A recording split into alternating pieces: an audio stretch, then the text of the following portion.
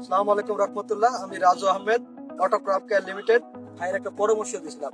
এই পরামর্শের কথাটা আমার ইয়াসিন ভাইয়ের কাছ থেকে একটু শুনবো। ইয়াসিন ভাই, আপনার পরিচয়টা দিয়ে আপনার যে কি বলেন। আমার নাম মোহাম্মদ ইয়াসিন হোসাইন, গ্রাম মাদাপুর মিস্ত্রিপাড়া, দৌলতপুর, কুষ্টিয়া।